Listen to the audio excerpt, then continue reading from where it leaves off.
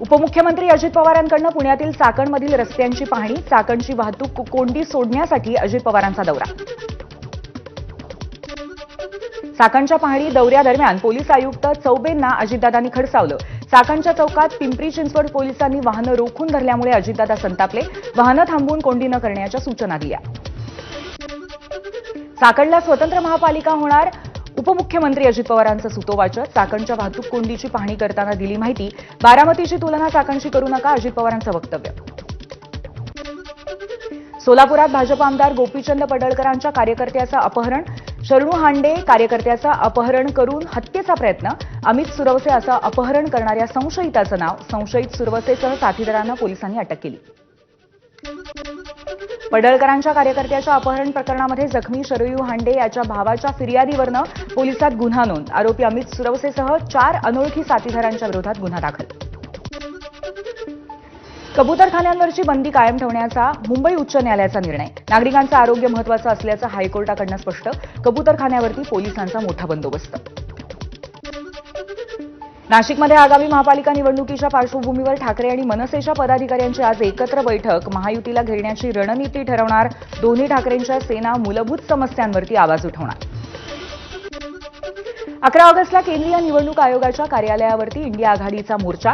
मतदार यादीतील घोळासंदर्भात मोर्चाचं आयोजन. राहुल गांधींना निवडणूक आयोगाकडून भेटीचं निमंत्रण. आज दुपारी 1 ते 3 दरम्यान दिली भेटीची वेळ.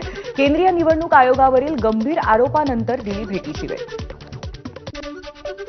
राहुल गांधींनी लेखी आणि शब्देवरती पुरावे सादर करावे. राज्य निवडणूक आयोगाचं राहुल गांधींना पत्र. बोगस मतदारांचे आणि वगळलेल्या मतदारांचे पुरावे द्यावेत. खोटी माहिती दिल्यास कारवाई होईल, आयोगाचा इशारा.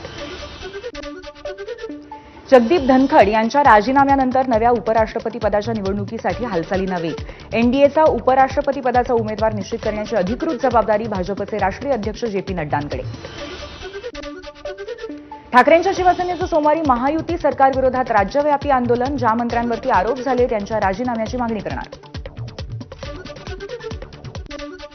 खालिद का शिवाजी या चित्रपटावरही सुरू असलेला वाद शिगेला. चित्रपटामध्ये शिवाजी महाराज आणि त्यासंदर्भातील इतिहासाबाबत चुकीची विधानं केल्याचा हिंदुत्ववादी संघटनांचा आरोप. चौकशी होऊन अंतिम निर्णय होईपर्यंत प्रदर्शन लांबणीवर.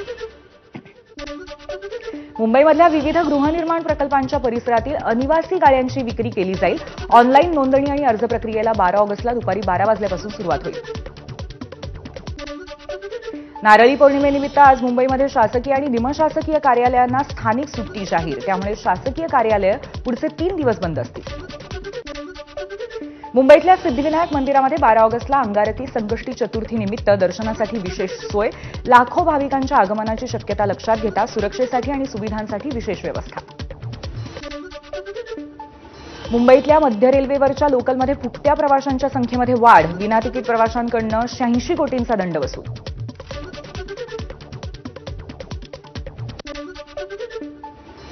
मुंबई गोवा महामार्ग चौपदरीकरण प्रकल्पातील पनवेल ते इंदापूर मार्गाचं काम प्रगतीपथावरती. 84 किलोमीटरपैकी 80 किलोमीटर महामार्गाचं काम पूर्ण झालंय. उर्वरित काम पूर्ण करून डिसेंबरपर्यंत महामार्ग खुला करण्याचं एनएचआयचं नियोजन आहे.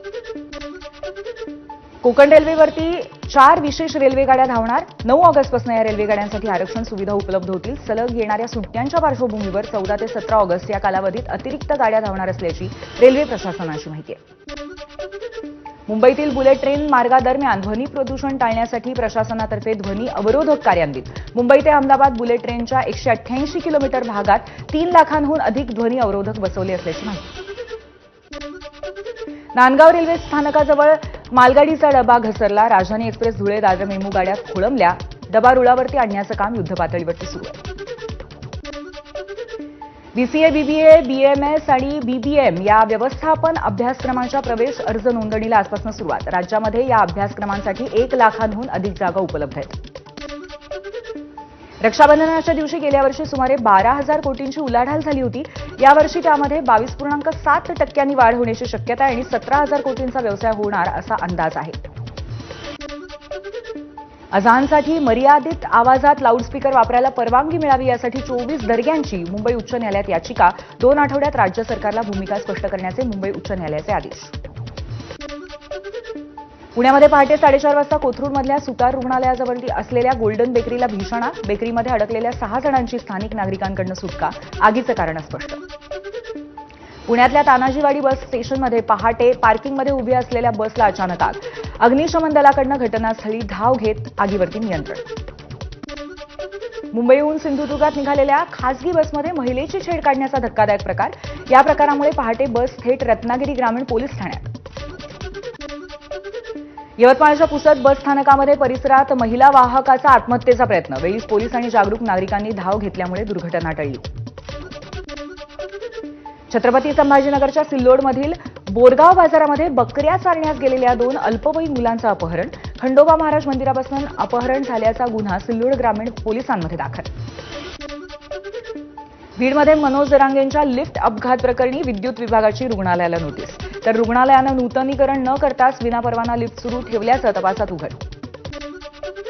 शेतीतल्या एआय तंत्रज्ञानासाठी नरेंद्र मोदींकडून 13,000 कोटींची तरतूद. धाराशिवमध्ये विठ्ठल साई साखर कारखान्याकडून आयोजित तंत्रज्ञान मार्गदर्शन मेळाव्यामध्ये मंत्री चंद्रशेखर बावनकुळेंची माहिती. पीक विमा योजनेकडे शेतकऱ्यांची पाठ. आतापर्यंत राज्यात 47% शेतकऱ्यांनी भरला पीक विमा. लातूर विभागातून सर्वाधिक 67% शेतकऱ्यांनी भरला पीक विमा. वाशिममध्ये तब्बल 2 आठवड्यांच्या विश्रांतीनंतर पावसाची जोरदार हजेरी. पिकांना नवसंजीवनी मिळाल्यामुळे शेतकऱ्यांची चिंता दूर. शेतकऱ्यांमध्ये आनंदाचं वातावरण.